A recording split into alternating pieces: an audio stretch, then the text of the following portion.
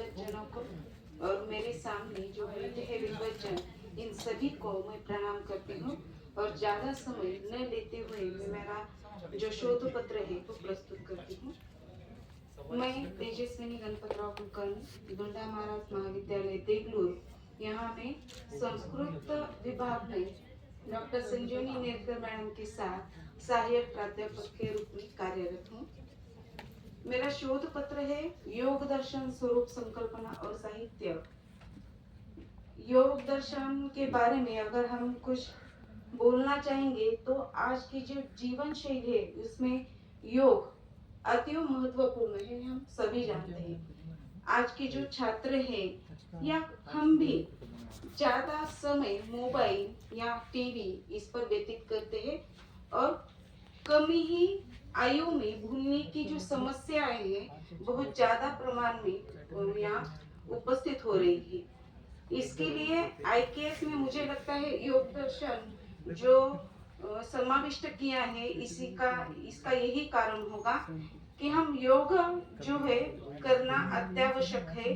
योग में कहा है चित्त वृत्ति निरोध, यानी अगर हमें हमारा कंसंट्रेशन एकत्रित करना है तो योग अतिशय महत्वपूर्ण है। इसके बारे में कहा है कि एक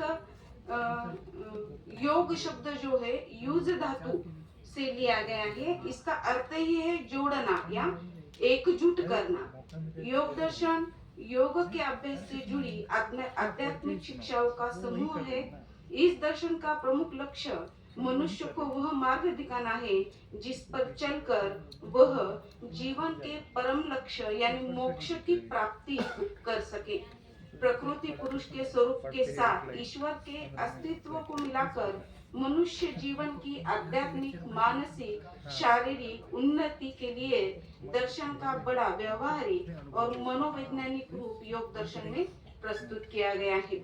यह दर्शन 6 आस्तिक दर्शनों में से एक है। इसके प्रणेता पतंजलि मुनि है। योग दर्शन का मूल ग्रंथ पतंजलि योग सूत्र है।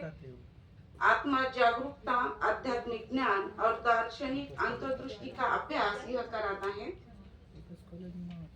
आस्तिक 6 है जिसे न्याय, वैशेषिक, सांख्य, योग, मीमांसा और वेदांत भी कहा जाता है। योग यानी में शारीरिक व्यायाम, शारीरिक मुद्रा यानी आसन, ध्यान, सांस लेने की तकलीफ और व्यायाम को जोड़ता है। इस शब्द का अर्थ है योग या भौतिक का स्वयं के भीतर अध्यात्म के साथ मिलन है। यह सार्वभौमिक चेतना के साथ व्यक्तिगत चेतना के मिलन का भी प्रतीक है जो मन, शरीर, मानव और प्रकृति के बीच एक पूर्ण सामंजस्य का संकेत देता है। उपनिषद जो वेदों का विस्तार थे, आत्मा के आवरण को हमारी आंतरिक आत्मा के रूप में सिखाते हैं क्योंकि यह पूरे ब्रह्मांड के भगवान ब्रह्म से जुड़ती है। आत्मा शाश्वत है। जन्म, मृत्यु और पुनर्जन्म के जीवन चक्रों में पुनर्जन्म लेती है जिसे संसार के रूप में जाना जाता है। एक आत्मा जो सही कर्म के माध्यम से सर्वोच्च ज्ञान प्राप्त करती है वह मृत्यु और पुनर्जन्म के अंतहीन चक्र से बचने में सक्षम होती है। यह योग का अंतिम दर्शन है। उपनिषद हमें सिखाते हैं कि ध्यान, मंत्रों का जाप करना, प्राण यानी ऊर्जावान जीवन शक्ति, मन का विवेक आत्मज्ञान मार्ग है। मंत्रों का जाप शरीर में ध्वनि उत्पन्न यानी कंपन पैदा करता है। माना जाता है यह शरीर और मन और आत्मा को शुद्ध और पवित्र करने में मदद करता है। जीवन के सभी क्षेत्रों में स्वतंत्रता के साथ जीना, स्वास्थ्य और सद्भाव योग अभ्यास के मुख्य उद्देश्य होंगे।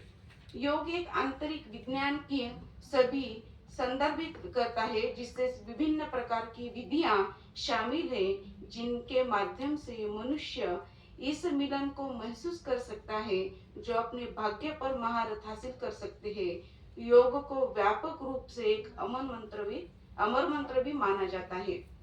योग दर्शन का साहित्य मानव जीवन में योग को महत्व को समझाना और उसका अभ्यास करने में मदद करता है।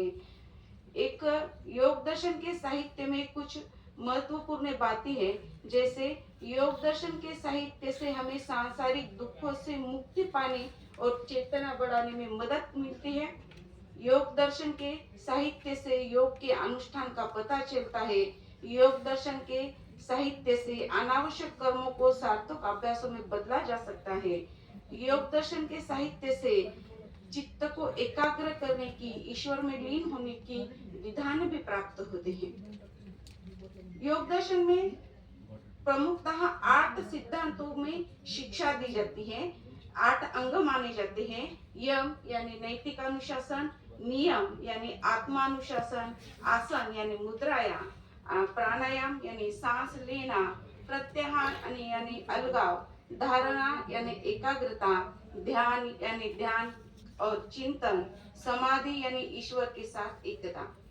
योग साधन के उपाय में यह बतलाया गया है कि पहले किसी स्थूल विषय का आधार लेकर, उसके उपरांत किसी सूक्ष्म वस्तु को लेकर और अंत में सब विषयों का परित्याग करके चलना चाहिए और अपना चित्त स्थित एकाग्र करना चाहिए। चित्त की वृत्तियों को रोकने के जो उपाय बतलाए गए हैं, इसके बारे में कहा है अभ्यास और वैराग्य, ईश्वर का प्रणिधान, प्राणायाम, समाधि, विषय से विरक्ति आदि विषयों से हम हमारा जो चित्त है एकाग्र कर सकते हैं।